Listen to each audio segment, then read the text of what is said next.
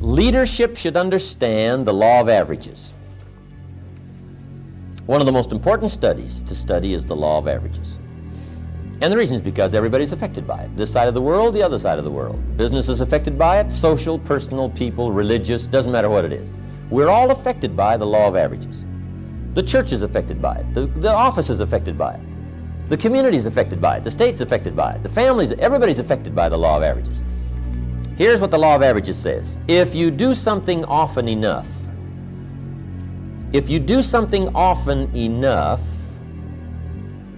you will get a ratio of results. A ratio.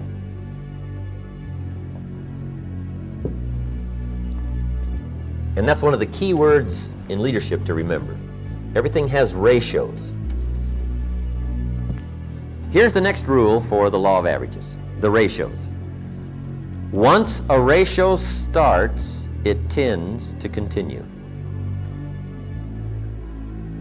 Once a ratio starts, it tends to continue.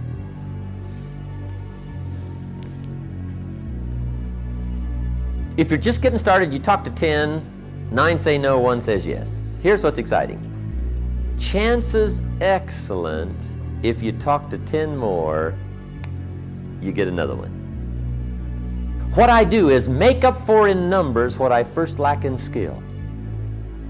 Once you understand the law of averages, you can make up for in numbers what you first lack in skill. See, if I have to, I'll sleep 3 hours a day and work 21 or 20. I will, to win. Now, I can't do that forever, but if we've got something going, see, I'll just make up for in numbers. If I don't have the skill, I will make it up in numbers. Okay? Now, here's the next key on the law of averages. The ratio can be increased. Isn't that unique?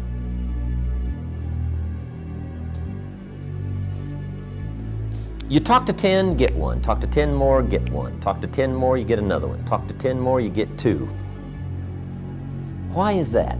Why would about the 4th time you talk to 10, you get 2 instead of 1? You're getting better. Key question. Who can get better? Anyone who tries. See, that's exciting. The best study of life is how it is, not how you wish it to be, not how you wish to rearrange it, how to take advantage of how it is. Some people would rather get even than to get ahead. They get off course. See, if you're off chasing birds, you have left the field. You're not sowing anymore. Now your chances go down instead of up. There's some things you don't try to cure. There's some things you ignore. Good people are not trained, they're found. You don't need much training, right, with good people. Find good people. Now, it says, finally, the seed falls on good ground. That's what it says, good. Somebody says, how do you find the good ground? Answer, keep looking. You'll recognize it when it comes by. You won't have to make something bad into something good. You'll recognize good when it comes by. Just understand the law of averages, and here's the key. Don't try to change it. Learn to work with it. Okay, is that helpful? The law of averages. I'm telling you, it'll save you a lot of heartache. It'll save you a lot of mistakes and a lot of errors and a lot of wondering and a lot of pondering, sleepless nights, agony. I mean, it just cures a whole lot of things once you understand the law of averages. And communication is one of those major skills to develop. See if you can't find the magic within you that can reach other people. How to affect other people with words. Major challenge. To get your ideas across, to get people to understand what you're trying to say, get them to understand how you feel. Now, communication starts from somewhere, and for you, communication starts with you. Good phrase to remember, your world begins with you.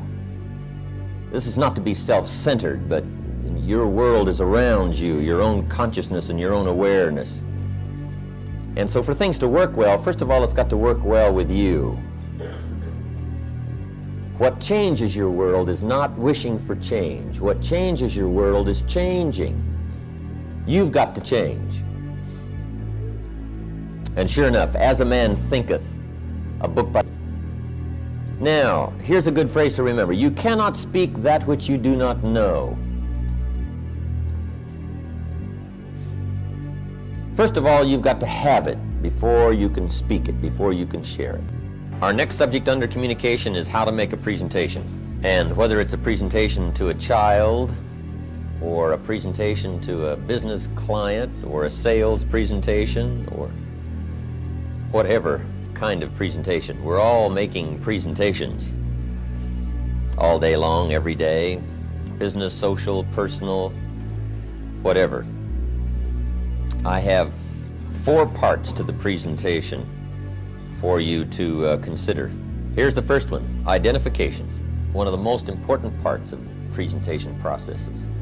Now, usually one of the problems in people's trying to identify is they try to impress versus express. Mr. Schoaf gave me a little counsel on this. Don't try to impress, he said. Rather, learn to express. Express will get you more me toos. Impressing will get you more so whats. See, so what puts up the barrier instead of building a bridge. It blocks this flow of communication. When you're talking to fishermen, you say fish. See, that's incredible. You just learn when you talk fishermen, talk a little fish talk, right? If you talk to lawyers, just talk a little lawyer talk. I mean, you just learn how, right? Go sit in the courtroom and, learn a little lawyer talk if you're going to talk to lawyers. Or get in trouble and go to court, right? And sit on the witness stand and whatever. Just so that you can learn to identify. See, I've been through it, I know it, and analyze who you're talking to and see if you can't pick out certain ways to identify. What can I pick? What can I think of that will help this conversation, that will get my idea across? Who am I talking to? Oh yes, here's what I'll use. Right? Your mind just, like a computer, starts picking up all these things. This is why it's so important to keep a journal. And when you think of a life experience and say, oh, I could use that life experience in a variety of ways. You put that life experience in your journal, you go over it, you think about it. Then when you get ready to talk, it's instant recall, you'll remember it. That's the facts of the presentation. Now, when you get to the facts of any presentation, and you're wanting to get some results, you're wanting to get some action, a decision, or you want to get somebody to buy, or to go your way, or to buy what you've got to say, make sure that the logic and reason part of your presentation is brief. If there's anywhere to be extra brief, this is it. Because people primarily buy from emotion and not from logic. And we're going to get to the emotional part of the presentation here in just a moment. Most of our decisions are emotional. Here's how much logic we need. Enough logic to justify an emotional decision. Here's the third part to a good presentation. We call it attack and confess. Now those may sound like fairly strange words here, but you'll see where I'm going in a moment. Attack and confess. This is where the fingers slowly close around the throat. No, it's not that kind of an attack. Okay. Here's what we mean by attack and confess. In any presentation, we now need to get to what some of the problems are for anybody to decide. Whether it's a child, you got to learn to handle all the excuses that come your way. Learning to attack them. Now, what you must learn to do is attack the problem and not the person. And this is probably one of the most challenging skills to develop. How to attack the problem and not the person. Guess how long we will put it off if somebody doesn't get on our case? Yeah, forever. All of us need somebody to get on our case. I mean, everybody needs somebody. Even the most skillful person can use a coach. Here's what you're doing wrong if you took one step back before you moved in. If you did this, if you did this. We all need some coaching, okay? Here's another thing that needs to be attacked: substituting money for value. Substituting money for value. Here's one of the old excuses: it costs too much. Substituting money for value. That needs to be attacked. Mr. Schoaf got right on my case way back when I told him things cost too much. He said, let's really be honest. What you really mean is you can't afford it.